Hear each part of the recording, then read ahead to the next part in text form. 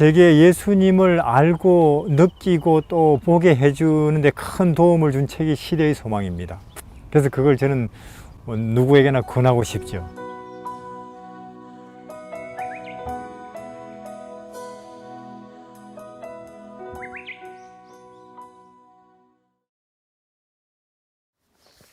제67장 바리새인들에게 화가 있음. 예수님께서 예루살렘에 입성하시면서 이제 그 마지막 생애의 마지막 주간 이제 계속 성전에서 가르치시고 또 모여 있는 군중들 예수님께서 그들을 깨우치시고 또 한편 이제 거기에 지도자들과 계속 논쟁하시는 장면이 계속 이어지고 있어요. 이게 아마 화요일일 텐데 그리스도께서 성전에서 가르치시던 마지막 날이었다. 예루살렘에 모인 큰 군중은 그리스도를 주목하였다. 백성들은 성전 마당에 운집하여 진행 중에 있는 논쟁을 주목하면서 그분의 입에서 흘러나오는 모든 말씀을 열심히 들었다. 전에는 이와 같은 장면을 목격한 일이 전혀 없었다. 이런 일이 전혀 없었어요. 이렇게 엄숙하고 또 이렇게 날카롭게 대립하는 또 이렇게 열띤 또 이렇게 정반대의 대조되는 내용과 대조되는 모습 한 번도 없었죠. 세상의 명예도 제왕의 휘장도 가지지 않은 한 젊은 갈릴리 사람이 거기에 있었다. 그분의 주위에는 값진 옷을 입은 제사장들과 그들의 높은 신분을 나타내는 의복과 휘장으로 단장한 관원들과 또 그들이 항상 참고하는 두루마리 책을 손에 든 서기관들이 있었다. 예수께서는 왕의 위엄을 가지고 그들 앞에 조용히 서 계셨다. 그분은 제사장과 바리새인들의 무지와 오류와 대조되는 순결하고 빛나는 진리를 제시하셨다. 그러나 그리스도께서 아직 행하실 다른 일이 남아 있었다. 성취되어야 할 다른 목적이 남아 있었다. 그리스도와 그분의 사업에 대한 백성들의 관심은 점점 증가하였다. 그들은 그분의 가르침에 매혹되었으나 또한 한편 크게 당혹하였다. 왜냐하면 전혀 대조되는 외모와 또 전혀 대조되는 주장 그리고 거기에 둘러서 있는 다수와 젊은 갈릴리 사람 혼자 이렇게 이제 논쟁인데 이제 백성들 지금까지도 그랬듯이 특히 그 마지막 생애 마지막 주간에 예수님의 모습에 또 가르치심에 더 깊이 백성들은 인상을 받고 끌려 들어갔어요. 또 한편 그 예수님의 가르치심에 그들은 크게 동감하면서 또 당혹감. 왜냐하면 지금까지 그들을 이끌었던 사람들은 제사장들이고 저기 지도자들이고 전혀 예수님을 인정하지 않으려고 하는 반대하고 있는 그들이 지금까지 그들의 정신세계나 신앙세계를 이끌어왔고 그들의 존경을 한 몸에 받아온 사람들이거든요. 도대체 우리는 앞으로 누구 말을 따르고 믿어야 되나. 점점 이 백성들이 당황해하는 모습을 보면서 그리고 또 한편 여기에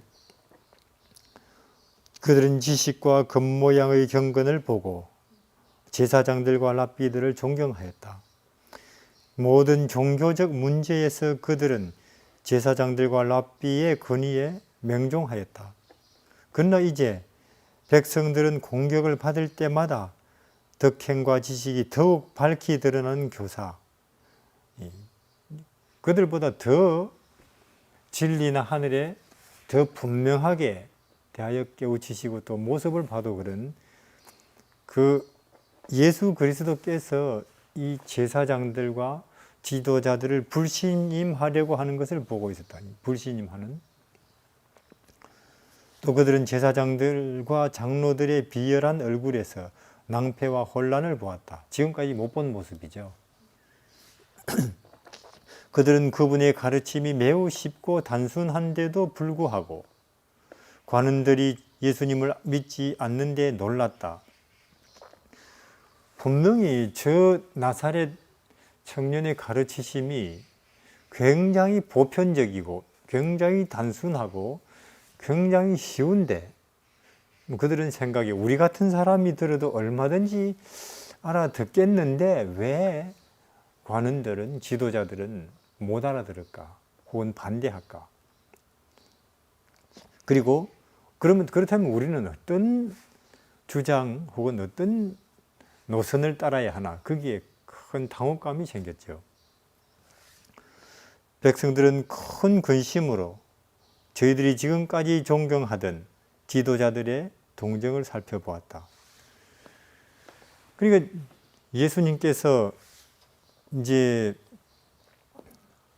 지금까지는 예수님이 모든 사람들이 회개하기를 바라시고 또 모든 사람들을 동일한 위치에 놓고 그들을 가르치셨는데, 이제 지금은 그분이 이제 결단을 내리실 필요를 보시는 거예요. 결단을. 이제 이 백성들은 흔들리고 있고 어떻게 해야 될지 혼란스러워하고 있는데, 이제 앞으로 예수님이 십자가에 달리실 것이고 더 분명한 성령의 깨우치심이 이 땅에 또 내려올 거 아니에요. 사람들은 나사렛 그분이 메시아였다는 더 많은 증거를 부활을 통해서 또 볼 것인데, 그때에도 여전히 지도자들은 또 주장을 할 것이고 영향력을 행사할 거란 말이에요. 그래서 예수님은 이 자리에서 분명히 이 백성들 앞에서 그 지도자들을 정죄하고 그들에게 그 저주를 선언할 필요성을 느꼈어요. 다시 말해서 이 백성들에게 영향력을 강력하게 행사하고 있는 이 지도자들의 영향력을 끊어야 되겠다는, 여기서 이제 선언을 하실 필요를 느꼈죠. 그래서 많은 사람의 구원을 위해서, 그래서 이제 먼저는 이렇게 말씀하시죠. 이제 그들 앞에서, 군중들에게 또 지도자들 앞에서 지도자들의 말은 듣지만은 그 행동은 본받지 마라. 어차피 그들이 가르치는 위치에 있으니까, 모세의 위치에 있으니까 그들의 말은 따르겠지만은 그들의 행동은 본받지 마라. 왜냐면 그 당시 지도자들이 경건을 가르쳤고 또 하나님의 법을, 뜻을 가르쳤는데, 사실 그들의 생활은 경건이나 겸손 혹은 섬김을 실천 안 하고 있었거든요. 예수님 말씀대로 그들은 순종을 혹은 겸손을 혹은 섬김을 말은 하되 손가락 하나 까딱 안 한다.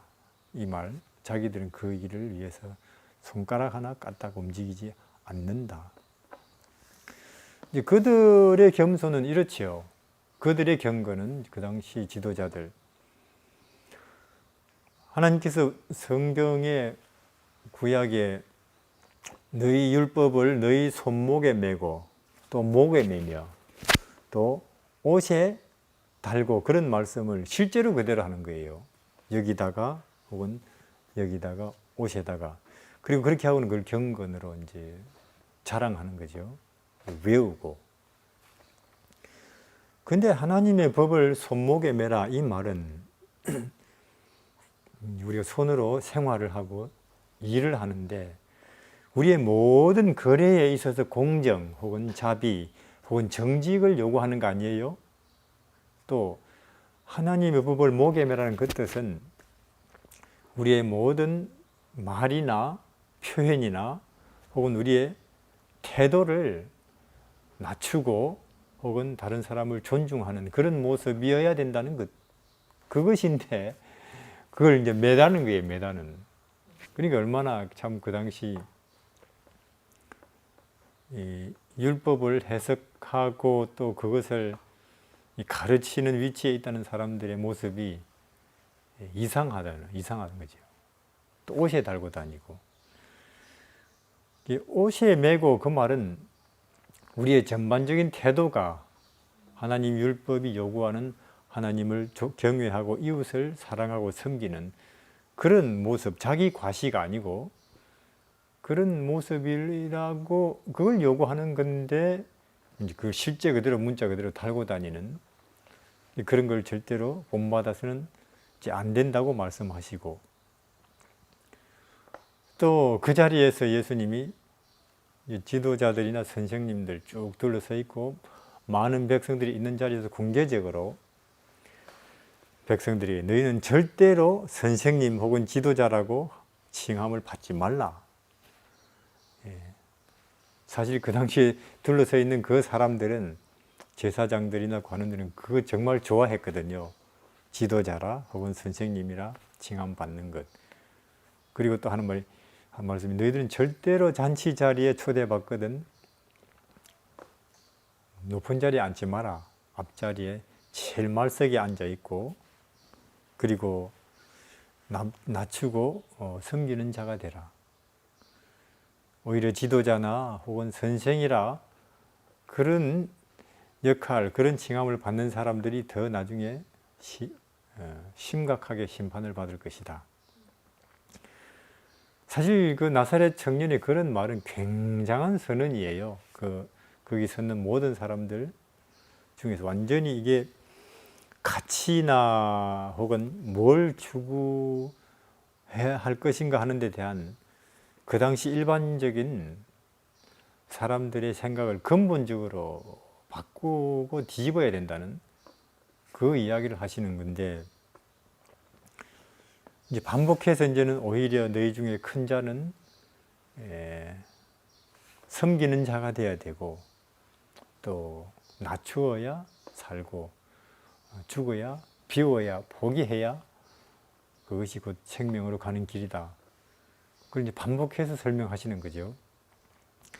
그러니까 그 시대적인 그 당시의 흐름, 그리고 그 당시 교회의 전반적인 흐름, 특히나 교회에 지도하는 위치에 있는 사람들의 그 정신, 가치관을 완전히 정면으로 비판 내지는 반대하고 거기에 말하자면 심판을 선언하는 거죠. 둘러서는 군중들도 그런 말은 처음 들었어요. 그리고 이제 예수님이 공식적으로 이제 선언합니다. 화 있을진저 서기관들과 바리새인들과 지도자들이여, 너희들은 사람들을 천국으로 안내해야 될 위치에 있는데 오히려 천국 문을 닫고 너희들도 안 들어가고 남도 못 들어가도록 오히려 천국 문을 닫는 사람들이 곧 너희들이다. 로마인들이 아니고. 그것은 정말로 참 충격적인 말이에요. 그런 소리를 그들이 들을 거라고는 꿈에도 생각 못 했을 겁니다. 그리고 너희들은 이 하루살이는 걸러내고 약태는 삼키는. 그렇잖아요. 우리도 그럴지 모르죠. 안식일에 교회는 오면서 혹은 우리가 11조는 꼬박꼬박 낼지도 몰라요. 예배, 종교 행위의 열심을 내는 그것은 하루살이일지도 모르죠. 오히려 우리의 이기심이나 기득권에 집착하는 혹은 또 자존심을 내세우는 그런 우리의 모습에 비하면 혹은 안위를 추구하는 교회 안에서도 뭔가 더 인정받는 위치에 영향력이 있는 위치에 서로 있고 싶어 하는 그런 욕망에 비하면 사실상 우리가 다른 것들 음식, 부정한 음식 혹은 또 그런 부분들은 하루살이인지도 몰라요. 근데 그 당시가 그랬죠. 하루살이는 걸러내고 또 약대는 삼키는도다. 그리고 또 이제 그 당시 일반적으로 사람들이 헌신에 대해서, 하나님께 대한 헌신에 대해서 생각하는 그 내용을 뒤집어 엎는 말씀을 하시는데, 그때 마침 이제 그 성전 수리 헌금 거두고 있었는가 봐요. 이 사람들은 이제 상당히 이제 자랑스럽게 뭐 많은 액수를 보는 사람들이 보는 데서 냈겠죠. 근데 한 가난한 과부가 자기도 정말 그 일에, 하나님 성전 수리하는 일에 헌신하고 싶은데 돈이 없어요. 근데 뭐 2푼 갖고 왔는데 지금으로 얼마인지 전 잘 모릅니다. 참 남이 볼까봐 그러나 헌신하고 싶은 마음이 너무 간절해서 얼른 그 2푼을 놓고는 예수님이 그 자리에서 제자들 듣도록, 그리고 주위 사람들 들으라고 제일 큰 소리로 이 여자가 제일 많이 넣었다. 우리는 액수로 생각하는데 천국은 퍼센트로 따지는가 봐요. 퍼센트로. 그러니까 내 가진 것 중에 퍼센트로 따지면 이 여자가 그 마음도 그렇고 실제적인 그 액수에 있어서도 이 여자가 가장 많이 냈다고. 중요한 거죠. 마음을 원하니까 예수님이. 근데 지금 우리도 뭐 대개 교회 어떤 중요한 자리 혹은 영향력 있는 말을 하는 사람들 다 비록 퍼센트는 내가 가진 것이 한 1% 내지 5%지만은 그래도 내가 가진 것이 많아서, 그래도 액수가 크면 그들이 교회에서 영향력 있는 입장이 돼요. 언제나 틀리죠. 여기 우리는 행동, 여기 보면은 우리들의 행동을 비열하다거나 혹은 높은 도덕적 가치를 지닌 것으로 판정하는 것은 그 행위의 동기다. 모든 사람이 주목하고 찬양하는 큰 것이라고 해서 하나님께서도 그것을 귀중한 것으로 간주하시는 것은 아니다. 즐거운 마음으로 수행한 작은 의무, 남에게 보이지 않게 드린 작은 예물, 사람의 눈에 무가치하게 보이는 것이 흔히 하나님 보시기에 가장 귀한 것이 된다. 이 여자는 이 헌금 내려고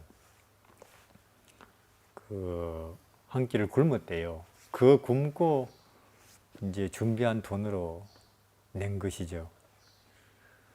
예수님 계속 이제 이어서 말씀하시는데, 우리가 그 당시 이제 제사장들이 이렇게 말했대요.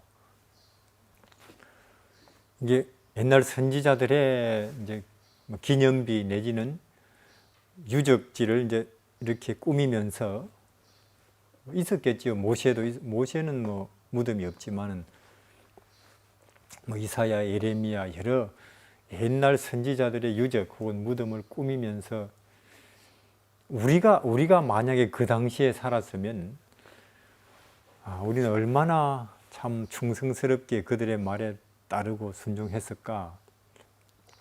우리 조상들은 얼마나 참 우매하고 어리석었나. 그런 이야기를 그들이 자주 했다는 거예요.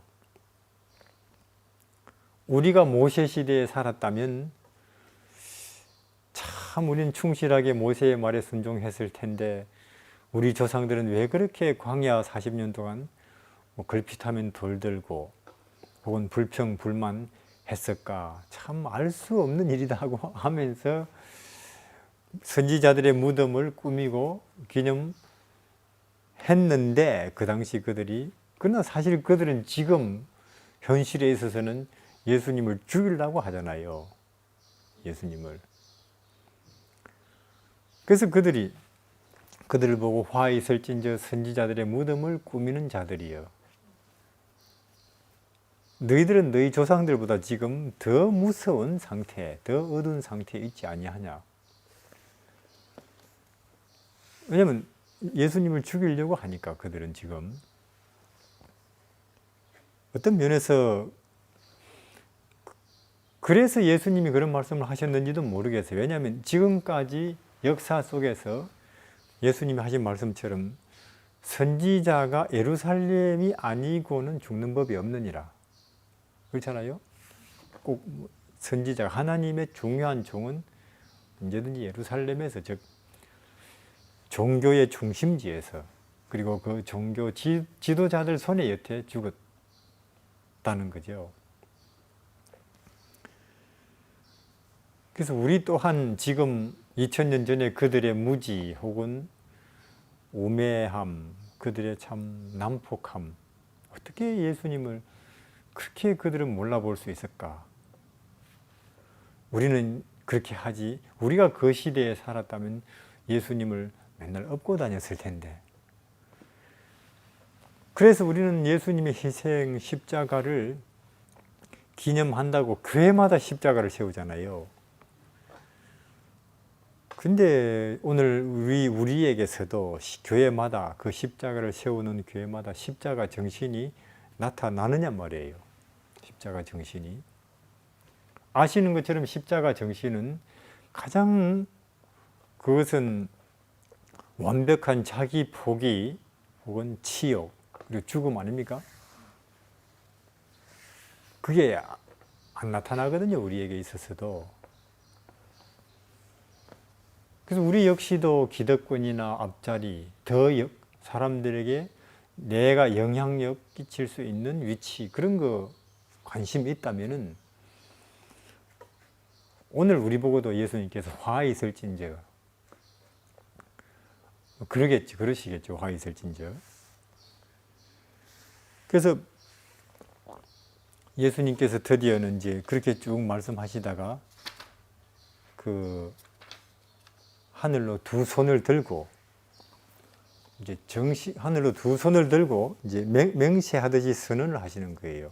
옛날 아벨의 피로부터 모든 선지자들의 피와 함께 또 다시 가장 최근에는 맞아 죽은 사가랴의 피와 함께 그 모든 선지자들의 피 흘린 그 대가, 즉 화가 너희들에게 돌아갈 것이다. 거기 둘러서 있는 이제 지도자들을 정면으로 지적하시면서 그때 사람들은 벌벌 떨었대요. 왜냐하면 그렇게 선언하시는 예수님의 모습 속에서 심판하실 때에 재림 그 모습이 언뜻 비쳤거든요. 벌벌 백성들이 둘러서 있는 사람들이 공포에 떨 정도로. 그리고는 이제 여기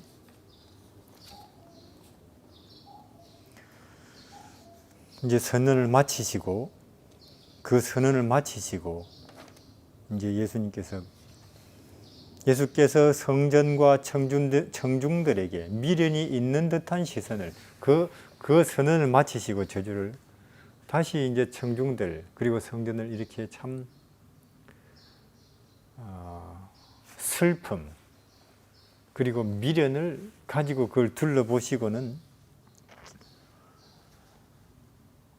미련이 있는 듯한 시선을 던지실 때 하나님의 아들의 얼굴에는 거룩한 동정의 표가 나타났다. 마음 깊은 고뇌와 쓰라린 눈물 때문에 목맨 음성으로 그리스도는 예루살렘아 예루살렘아 선지자들을 죽이고 내게 파송된 자를 돌로 치는 자여 암탉이 그 새끼를 그 날개 아래 모음같이 내가 네 자녀를 모으려 한 일이 몇 번이냐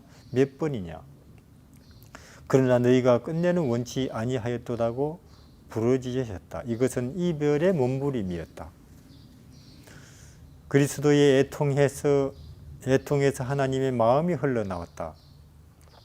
이것은 하나님의 오래 참으시는 사랑의 신비한 이별이었다.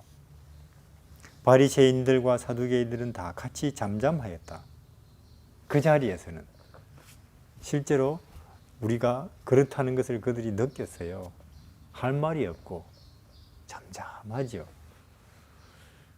그러면 그 지금 마음속에 느껴지는 그 가책, 두드리는 그 하나님의 음성, 성령의 신호, 그것이 점점 더 뚜렷해지고 확산되고 그것이 그들을 회개로 이끌었으면 얼마나 좋겠어요. 근데 이 상황이 끝나자마자 또 그들끼리 모였을 때 일부러 그 감동을 또 그들은 또 안 받은 척 하면서 일부러 그걸 애써 또 쫓아내면서 자기들끼리 또 빈정거리고 예수님이 자기들을 저주한 그 사실에 대해서 분개하는. 그러니까 가만 보면은 어떤 집단 속에 속해 있다는 거 정말 안 좋아요. 그 하이프인이 예언의 신에 보면은 이 노동조합 내지는 어떤 집단적 이기심에 우리가 휩쓸려서 혼자서 내 개인으로서는 안 해도 될 판단과 행동을 할 수 있으니까 집단에 너무 그렇게 집착하지 말라 그랬거든요. 근데 이 당시 지도자들은 강력하게 자기들의 집단의식, 즉 특권의식, 지배계층의식에 사로잡혀서 혼자 따로따로 개개인으로 있는 자연인이었다면 객관적으로 얼마든지 알아볼 수 있고 또 선택할 수 있는 진리와 회개로부터 멀어진 거예요, 그들이. 이게 무서운 거죠. 더 이제는 지금 이렇게 자기들에게 지금 임해온 성령의 음성도 또 물리치는 거예요. 일부러 감동 안 받은 척 하면서.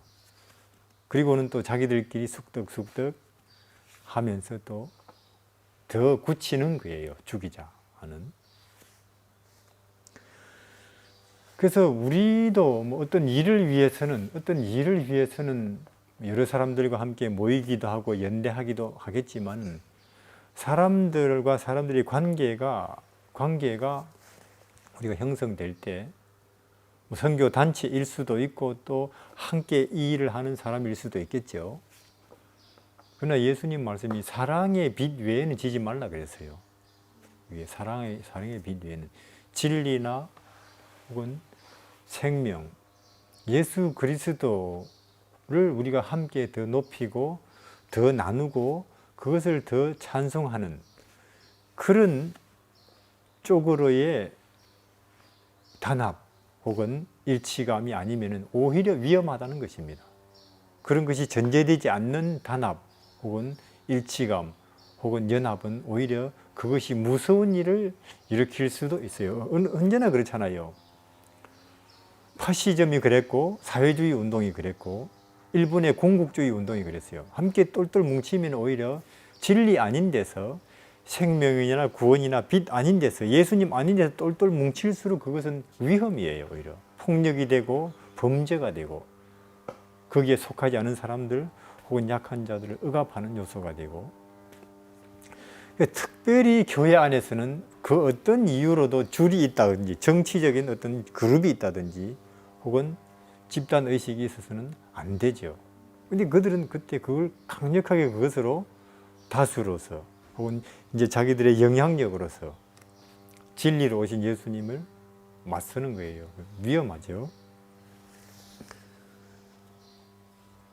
다사한 그날의 그리스도의 입술에서 흘러나간 진리의 보석들은 많은 사람의 마음속에 깊이 간직되었다. 이제 그들에게는 새로운 사상이 생애 속에 침투하기 시작하였고 새로운 포부가 일깨워졌으며 새로운 역사가 여기에서 시작되었다. 마지막으로 성전 내부를 바라보신 예수님께서는 마지막으로 한 번 더 이제 둘러보시죠. 얼마나 미련이 많겠어요. 수천 년을 거기서 말씀해 오셨고 거기를 통해서 이 백성들을 그리고 전 세계로 그분의 뜻을 표현해 오셨는데 이제는 이것을 영원히 이제 떠나는 거죠. 이것을. 마지막으로 성전 내부를 바라보신 예수께서는 비통하게 말씀하셨다. 보라, 너희 집이 황폐하여 버림받으리라. 내가 너희에게 이르노니 이제부터 너희는 찬송하리로다. 주의 이름으로 오시는 이여 할 때까지 나를 보지 못하리라. 지금까지 그분은 성전을 아버지의 집이라고 부르셨다. 그러나 이제는 하나님의 아들께서 이 성벽을 나가실 때에 그분의 영광을 위하여 지은 성전에서 하나님의 임재는 영원히 떠날 것이었다. 그때 이후로 성전 의식은 무의미할 것이며 성전 봉사는 조롱거리가 될 것이었다. 드디어 이제 성전에서 그분이 영원히 떠나셔서 성전 바깥들로 나오셨어요.